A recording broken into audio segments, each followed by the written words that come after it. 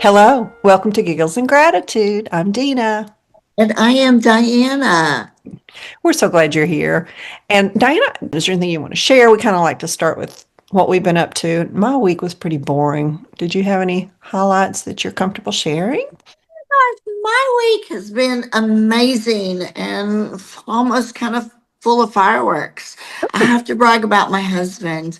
He has been one of 8 individuals chosen throughout the country that have been invited to the White House to talk about housing and how we provide that for people that are in need here in the United States. And I'm just so very thankful that A, he has the knowledge, B, that he has the willingness of heart to give to something that he doesn't really receive a whole lot back for. He wants to make sure that housing is affordable for everybody and that the number of people that are obviously needed to have a home, that they have a home. And so I'm just, he's still gone to Washington right now. So I'm just supporting him from back home, doing all the wifey things that I would do. But yeah, it's been a little bit of a different week for us. How about Wow. you? That is very exciting. And has he checked in with you to tell how it's going or? Yes, and I'm actually trying to persuade him to stay through the parade on this. I Oh, mean, who would not want to be part of that parade, just the historic event? So I don't know if he's going to stay for that or not. So we'll to be continued. oh. It's a shame you couldn't go, but I know you've got your responsibilities. I do. I'm a working girl. That's right. We got to do things. Well, my week was much less exciting. Number one, I don't have a husband. Number two, I kind of have I don't like the word pride or proud because, I think the Bible teaches us pride comes before a fall. But my little dog, have you ever seen my dog? Yeah, Okay. Well, Boogie. yeah, Boogie. He's just like maybe the cutest dog in the world. Oh yeah, He's a totally. Shorty Shih Tzu. I'll say the cutest little dog in the world. He's not the most beautiful. He's not the most elegant. He's not the smartest, but the cutest small dog I know. Let's put it that way. He is adorable. So when I take him places, which I can't very often, but there's certain stores you can take dogs in. Anytime I think I'm going to take him with me, just so he can get out and about, I get so many compliments and attention, and people walk up and say, "Oh, it's the kid," and I take a little pride in it. Now, Absolutely. he does not have my DNA or my genetics. He is adopted. I can't really take credit for it, but I took him out. He needed to go to the vet for his yearly checkup, and I took him to the vet. And normally the girls there are like, "Oh, it's Buggy. Oh, Buggy, he's so cutest," and they pass him around. This time they didn't do that. And of course, they were busy. So I took him back in the exam room, and the doctor walked in and she said, "Oh, Buggy, okay, you're a chunky little one, aren't you?" And that insulted me. Right? To call my dog Chunky. So I was a little taken aback. Now he is a little chunky because I love to give him treats. But so there, You have the right to call that, not anybody else. yeah, don't call my child chunky. But then I thought, I'm going to take him somewhere else. I'm not satisfied. So I thought I need to get the oil changed in my car. And you can pull into those oil change places where you stay in the car. Yes. I'll pull in that garage and into that carport, and they'll surround the car and they'll just be loving on him and he'll love it. He loves attention. So we pull in. Nobody pays attention to him. I roll down the window. The guy asks me questions and he looks over and he said, "Does your dog have a lazy eye?" What is happening? You're what? So he's Right? part, like I say, he's part Shih Tzu and part Yorkie. And so Shih Tzus kind of have a side eye, they're Yeah. Pekingese, part Pekingese. So Pekingese have the bulgy Yeah. side way. He has one side of his face that's like that, and the other side's Yorkie. So it's just a normal looking eye. So I'm thinking, my dog is not as cute as I think it is. So that was like a low light in my week. Goodness. Well, I think your dog is as cute as you think that he is. Thank you. Thank you. And your dog is beautiful. Now, your dog is just gorgeous. Well, she is a mess in and of herself. Yes, Miss Makita. Now, we just had a drama off air with Makita. We were going to start recording like 2 hours ago. Right? And what did Miss Actually, Makita do? well, Makita was helping to try to find Cujo Baby. And Cujo Baby is our cat that never gets out. And all of a sudden he was out. And I was having a fit. Mm. And Dan's in Washington, and I'm here searching the grounds for the cat. So we did survive the trauma. We found the cat. All is well. I mean, And cats will not come out when you call them. I mean, it's just the worst. well, obviously you are correct. Pet sitters, it's a pet sitter. I went through that. When it's somebody else's pet, you're really upset. And I was looking for a cat one time, an orange cat, by the way, like yours.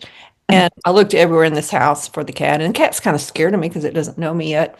And then Right. I looked, and I saw a little tail sticking out from under the bed, and it was just okay. I'll just leave you alone. I know where you are. I'm like, I wonder where that kitty is. But Well, there was no kitty when I checked under the bed. Let me just tell you.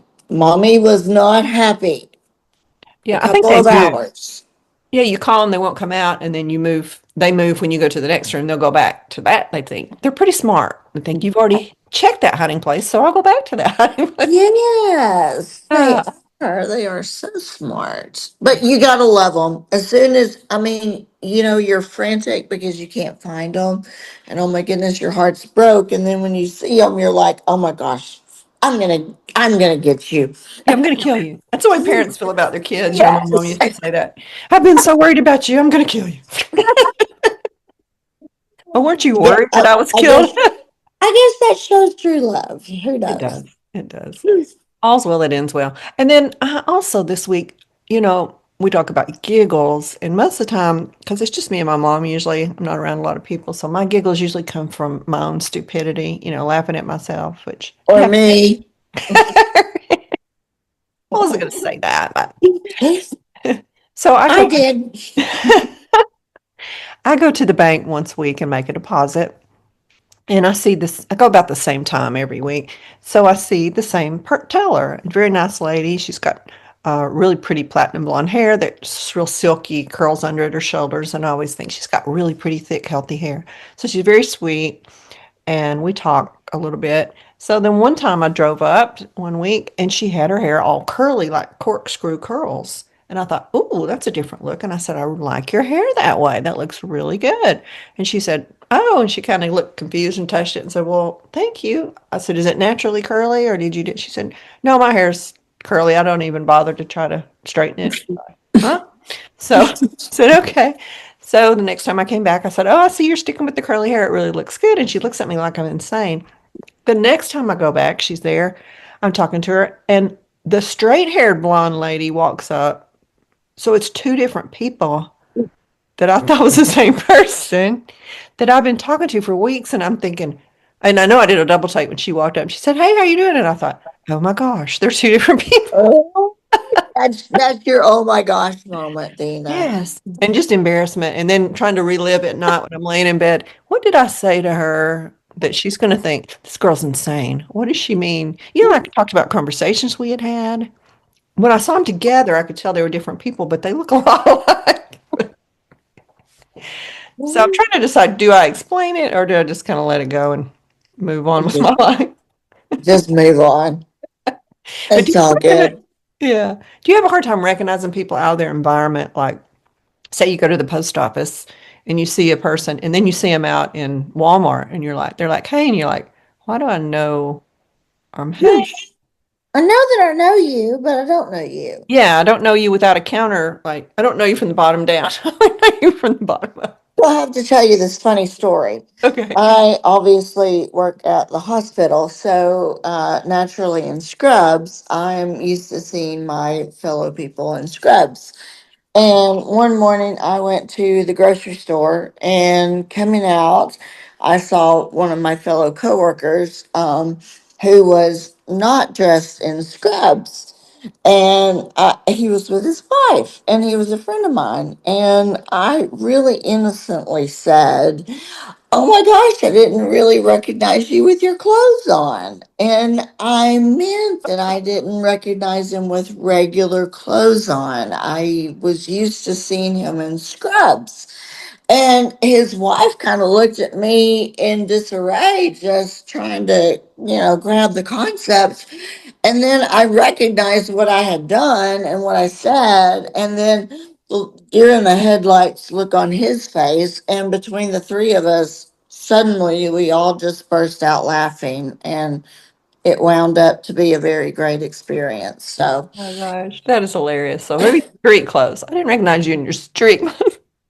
yeah, As you with your clothes on. yeah, not with their clothes on. Oh my It goodness. was The a way you poor look, choice I would, of words there. yeah. How funny. How funny. Well, you just kind of have to laugh. You can't, we all have our cringe moments. And his wife was super cool, and I made a friend, and she made a friend, and we all got a great big laugh out of it. And Well, hopefully, that's good. somebody in the medical field will recognize that and get a laugh out of it today too, as they're Okay. for their shift. Okay. I'm all about my medical people. That's hilarious. Yeah, that could have gone really wrong. Oh yeah. So this week I saw a post from a account on Instagram called Simple Men Blog, and it's kind of a guide account for Christian men who want to be, whether you believe what you believe about this, but to be a masculine, responsible man who takes his position in a relationship, in a family, in the world seriously and uses the Bible as his guide as to how he feels a man should be. Hmm. And I know this time in the world that can be controversial. Like, well, why does a man got to do this and a woman got to do this? But that's a whole nother story. But they had a post about depression and how to handle it from a biblical sense. And I'm not talking about clinical depression where you have a chemical imbalance, which does need to be addressed with medication. I don't know how you, as a medical professional, how you feel about depression medication, if it's overprescribed or. I think anything can be overprescribed at this point where we're at, but I do believe that depression is real. And Right. I feel like there are medications out there that enable people to live a better life. And I'm fully in support of that as well. Okay. All right. That's good to know.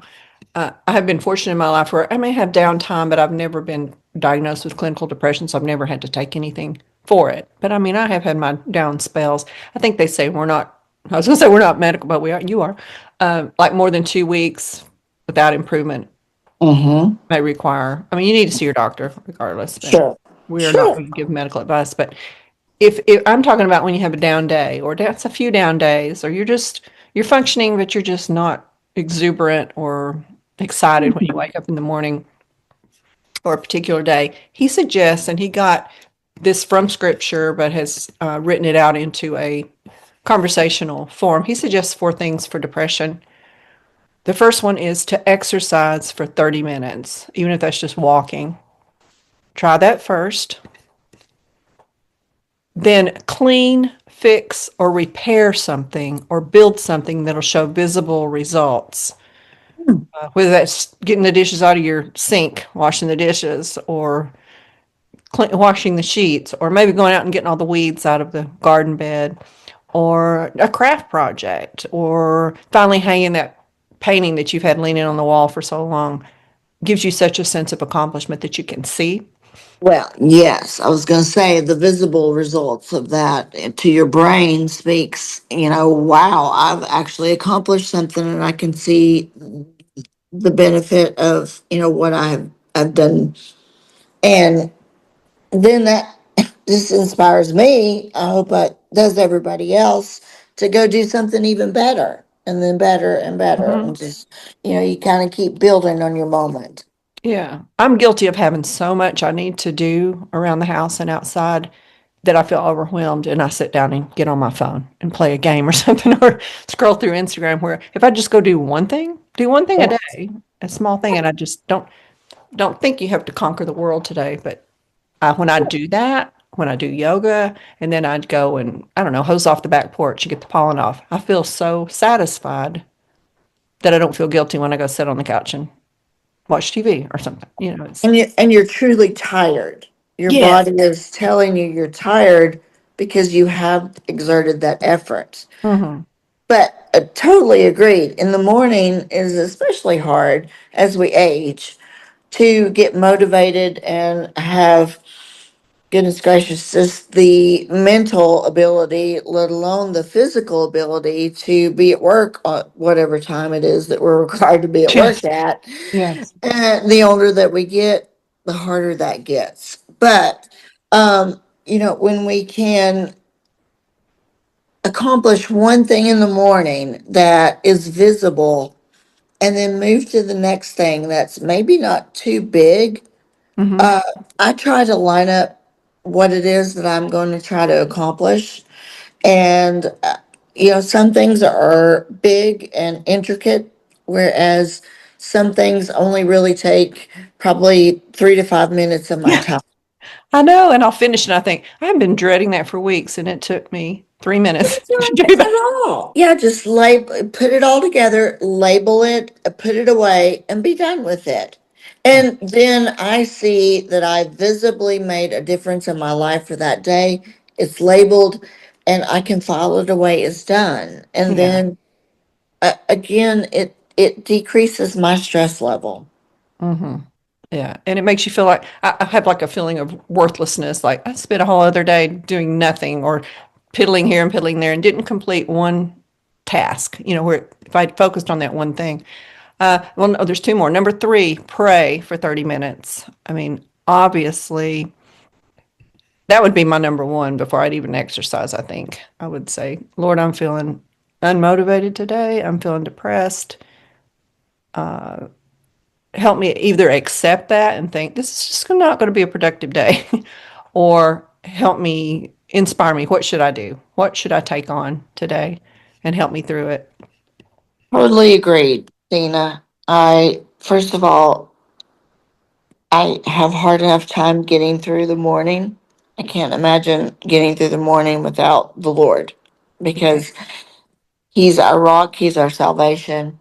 And through all things, we know that He is on our side and that we win in the end. Even though today might not look like a good day, but we make it the best day that we can.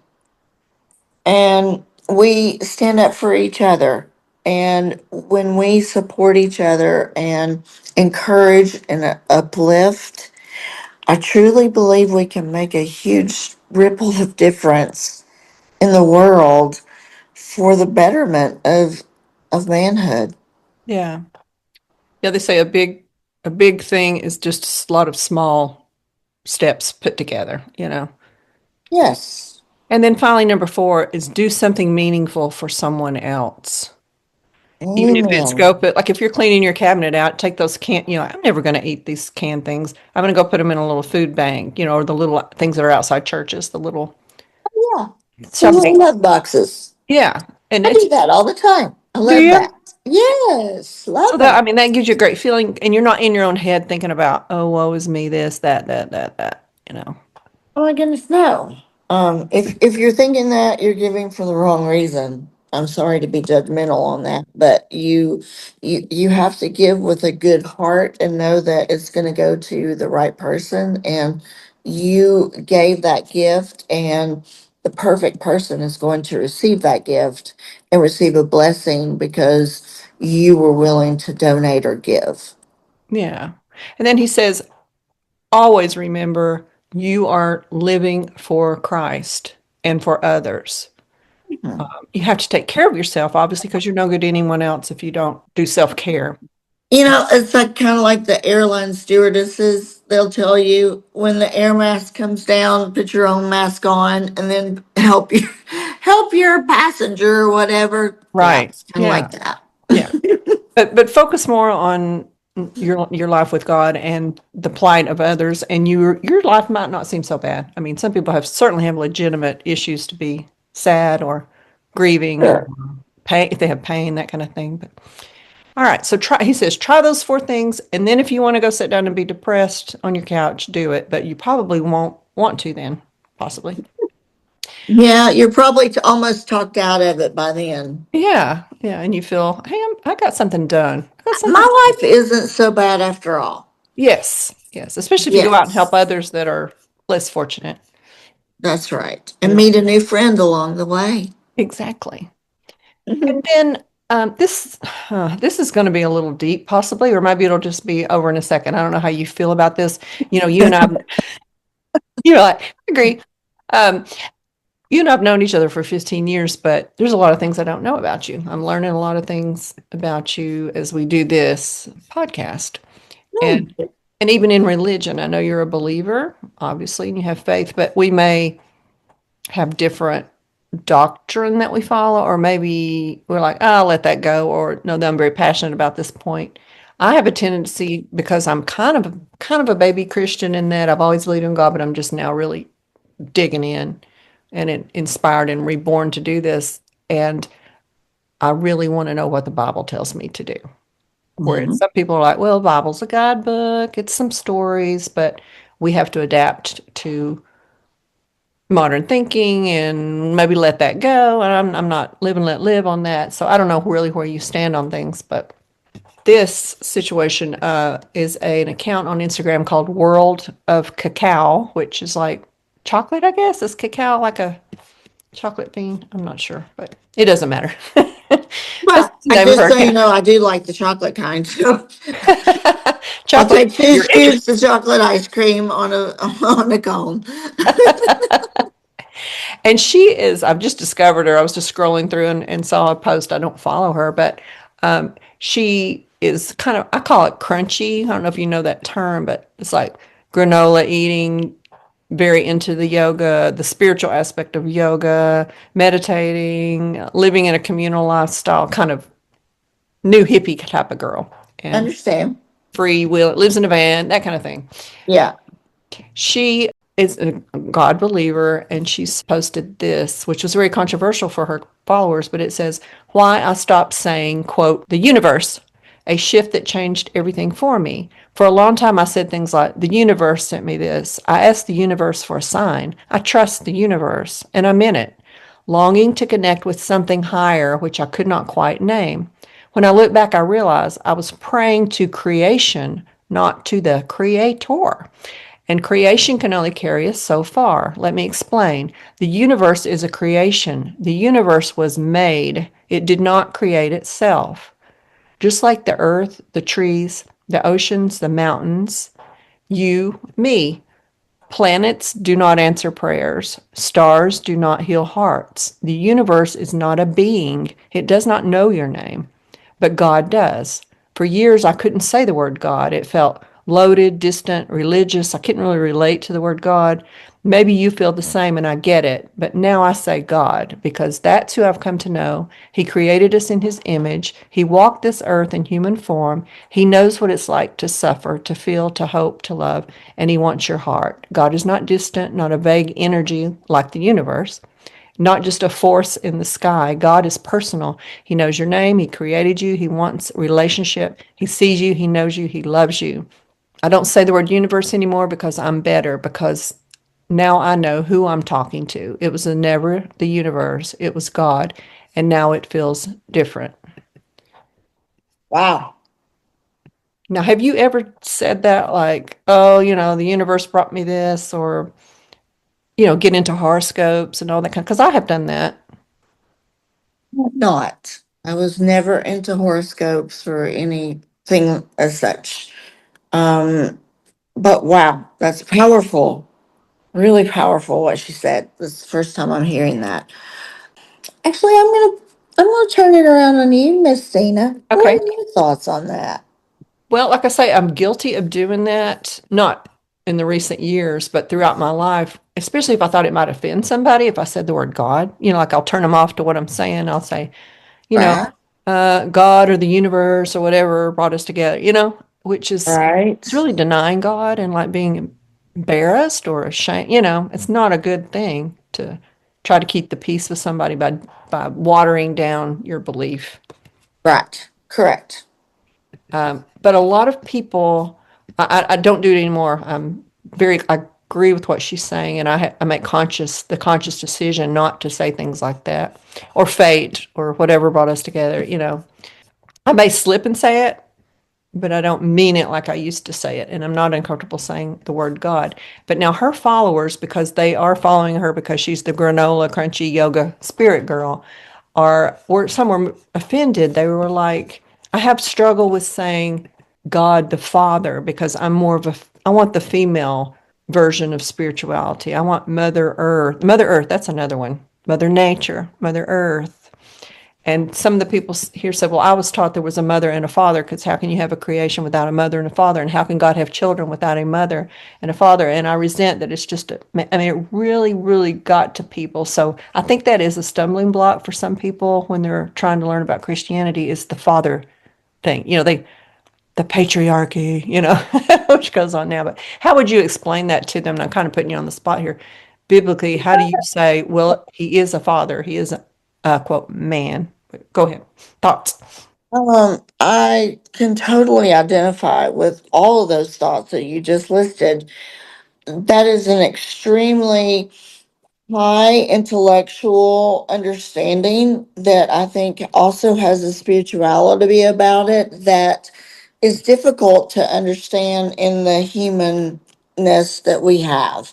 Meaning, we only have the capacity to know a certain point, and then it's beyond our intelligence at this point. And I believe that God is the Father, Jesus is the Son, and the Holy Spirit. And I believe in the three. And to me, all those work together for my good because they love me, they accept me for who I am, and all the failures that I have every single day. There's times where I don't understand why God is so crazy about the human being race. Yeah, I know. I'm like, Because whoo, I don't know if I could love that person. I know you do, God, but I don't know if 100%, and again, we all have our belief systems that our core is willing to believe and fight for.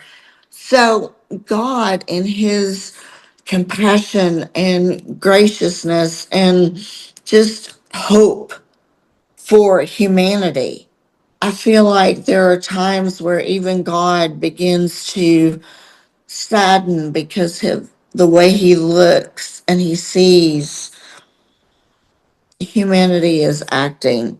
Because really, we should all be lifting each other up. Why are we trying to blow each other up? Why Mhm. don't we just work together for good and make everybody happy and live a peaceful life? Is that really too much to ask for? I don't Apparently. think so. The older I get, I don't think so. Yeah. Well, what I would say, I guess I thought about it because I read this earlier today. If someone came to me and said, I'd want to learn about God, I believe there is a creator, but I cannot identify with the masculine, maybe I was hurt by my father. Maybe I don't like that term father. Maybe I didn't have a father. Maybe men have done horrible things that have ruined my life. So I need a mother earth. I would say to them, you have to search your heart. And like you said, you cannot really understand the concept of, we're putting that into our little human forms, male, female, that we know. Yes. We don't understand the spiritual God, if you want to say God the creator, I guess, if you have a struggle saying father, but I would say to them, I've tried different things through my life and I've said exactly the same things you're saying to this person. The spirit, the fates, the stars, nature. And I have decided to go all in on God because there's a book, the Bible, a guidebook that tells me these are the truths. Correct. I don't understand some of it. Sometimes I read things and I think, well, that is crazy. Mhm. Did that really happen or is that a parable? I think, and I tell myself, don't sweat the small stuff. You will understand it No. all. And And it, you got to be all into something. Don't be wishy washy, dip your toe in here, dip your toe. I don't think you're going amen. to get anything out of it. So this is what I have chosen. Right. take a stand and decide to stand on it. Absolutely. Yeah. If you're female and you have such struggles with a male authority, quote, male authority as we know men to be, then maybe counseling. I feel like you have some pain in your heart, or maybe even some hate for a whole gender that is not serving you well. But I'm just going to speak to that for a second, Dina, Okay. if you will. I think that God shows up to you in whatever form it is that you need him to be. And I feel like his presence, his love, and his overwhelming sovereignty will just let you know that, again, I call it a he, but it is truly a, for lack of a better word, a spirit. So we really don't need to put a male or a female to God because he is so much more. And we try to put him in a little box, and he just doesn't fit in our little human box. He made the box, so he's not going to get in the box. Exactly. And he is there for you 100% all day long, every day long. And again, whatever form it is that you feel comfortable with, speak to that and learn to create a relationship and a lifeline, and then grow and research. Um, go to churches, go to retreats, go to things that encourage your learning experience with the Lord, and he will not forsake you.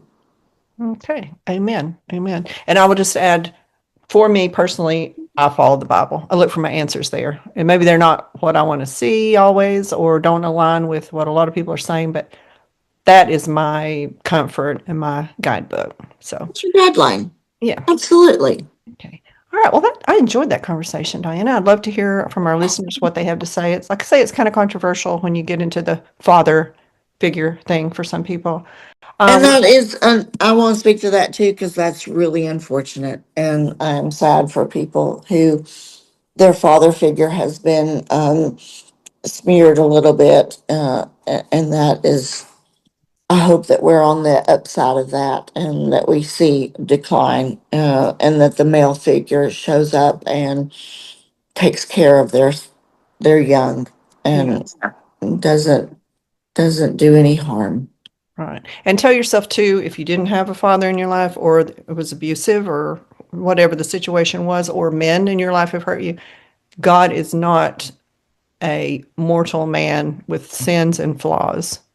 So Correct. remember that. It's His ways are above our yes, ways. exactly. So, okay, we want to save time for your final thoughts for today, Diana. Do you have something for us?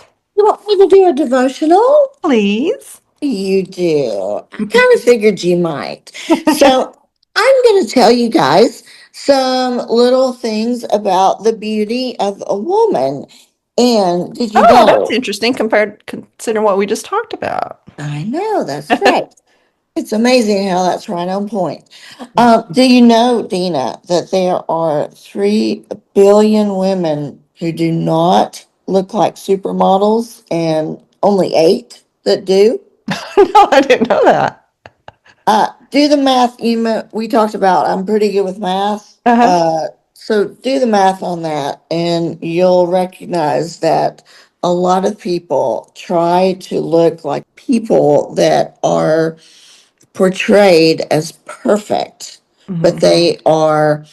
they're not perfect. They're airbrushed and they're in magazines.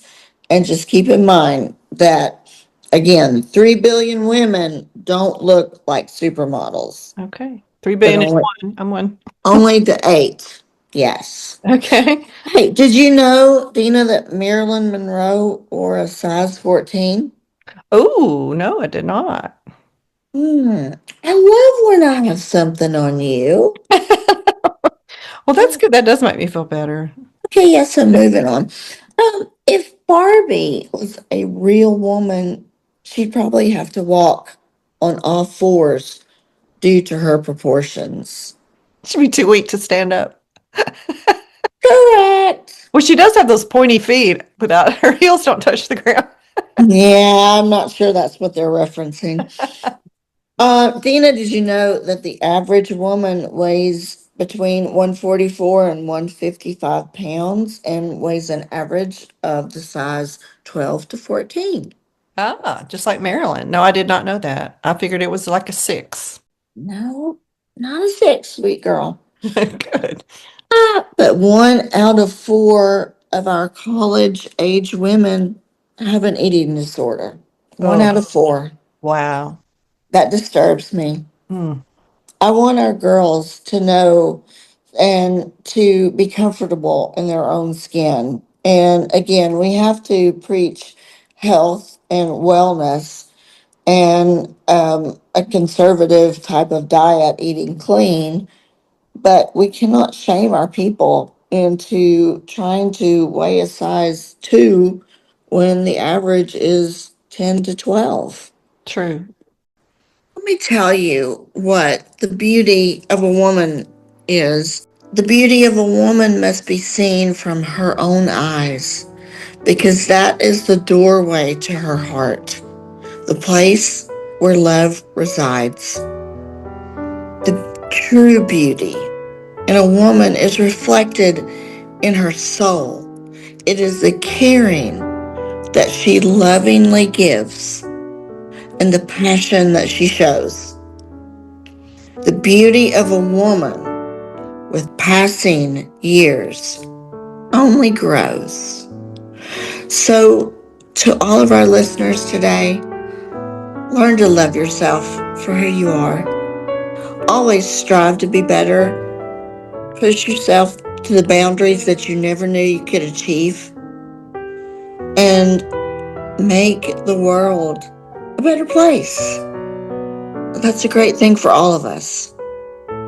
So, the beauty of a woman, but also the beauty of a man and mankind, is if we all pull together and we do our part and we love each other and we connect in a way that we've never ever done before. I'm Diana. I hope you have a great week. We love you. Bye bye.